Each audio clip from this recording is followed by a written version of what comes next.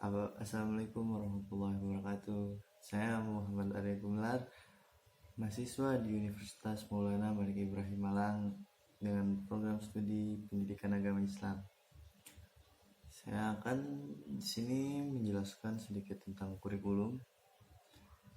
Kurikulum sendiri adalah seperangkat rencana mengenai tujuan, isi, dan bahan pembelajaran serta cara penerapannya dalam proses penyelenggaraan kegiatan pembelajaran agar dapat mencapai tujuan dari pendidikan tersebut. Nah, sekarang saya akan menjelaskan tentang kurikulum yang ada di negara Selandia Baru. Sebelum mengenai kurikulum yang ada di Selandia Baru adalah sebuah negara kepulauan yang berada di barat daya Samudra Pasifik. Nah, Selandia Baru terdiri dari dua pulau besar, yakni Pulau Utara dan Pulau Selatan. Dan di antara kedua pulau besar tersebut ada beberapa pulau kecil lainnya di antara kedua pulau tersebut. Pendidikan di Selandia Baru berawal pada tahun 1800-an yang dibuktikan dengan didirikannya Sekolah Dasar Nasional yang pertama. Pada saat itu, sekolah-sekolah dasar didirikan oleh pemerintahan provinsi, dan selain dari pemerintahan provinsi, ada juga sekolah dasar yang didirikan oleh pihak gereja-gereja dan oleh pihak swasta. Nah, di Selandia Baru, anak-anak paling lambat diantarkan sekolah pada ajaran pertama saat anak-anak sudah memasuki usia yang ke-5 tahun. Jadi ketika anak sudah masuk ke usia yang 5 tahun, maka orang tua wajib mengantarkan anaknya ke sekolah. Nah, tahun ajaran di Selandia Baru itu dimulai pada awal bulan Februari dan berakhir pada bulan pertengahan Desember.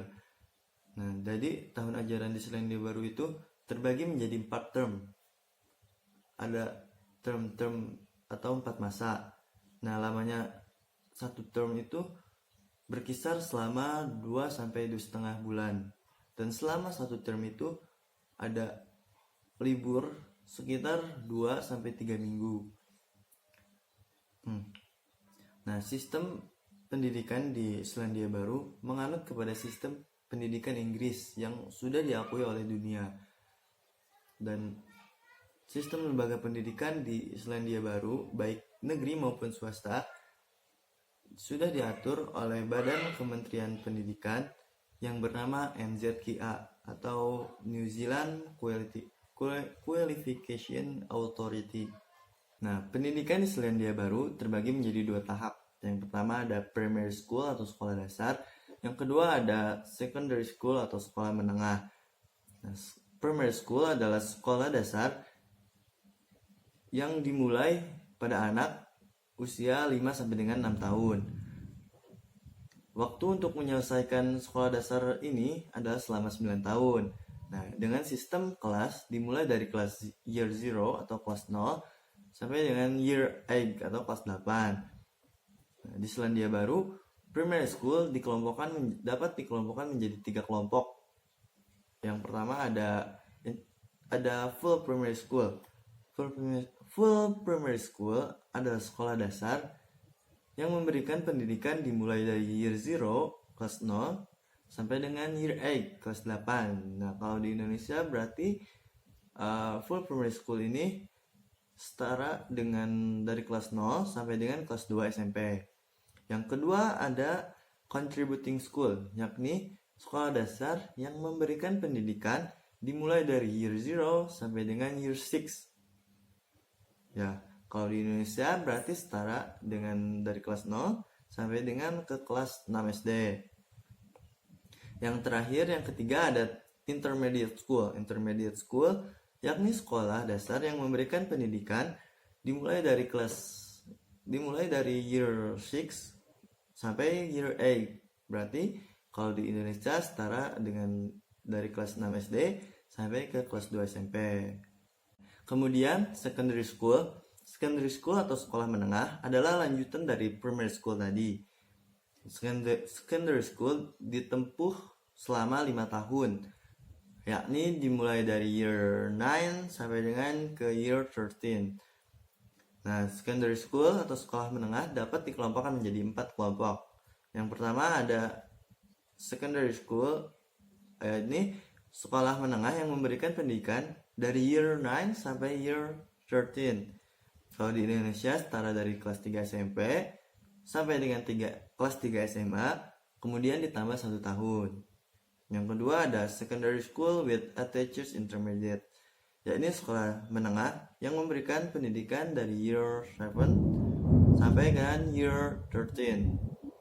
Yang ketiga ada secondary composite school, yakni sekolah menengah yang memberikan pendidikan dasar hingga menengah, yakni dari year 0 sampai dengan year 13. Kalau di Indonesia berarti setara dari SD, SMP, kemudian SMA.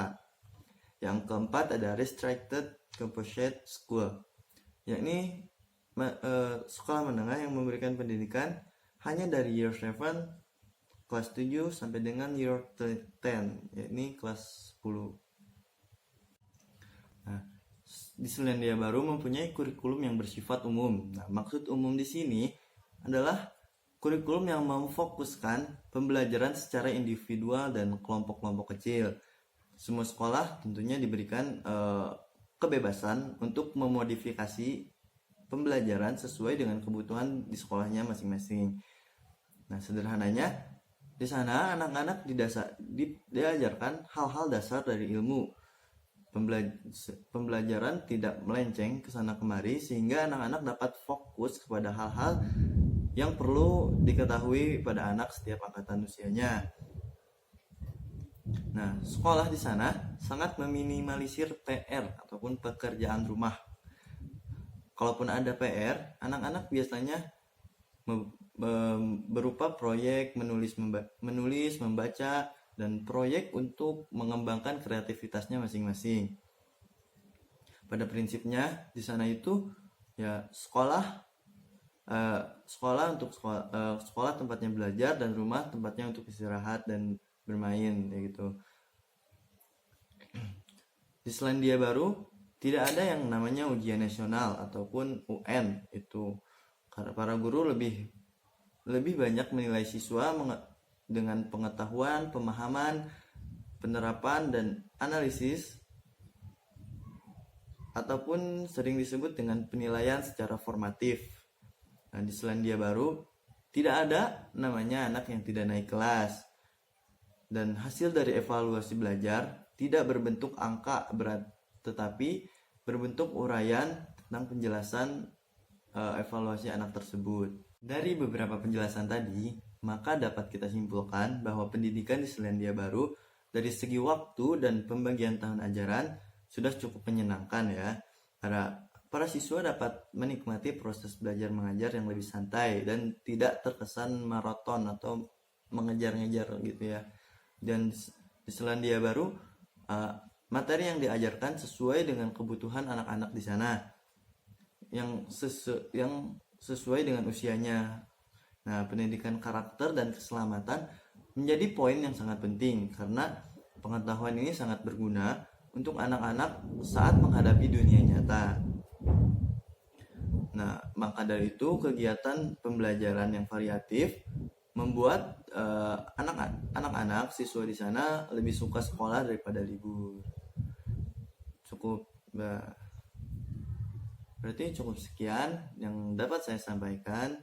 Selebihnya mohon maaf jika ada salah-salah kata. Assalamualaikum warahmatullahi wabarakatuh.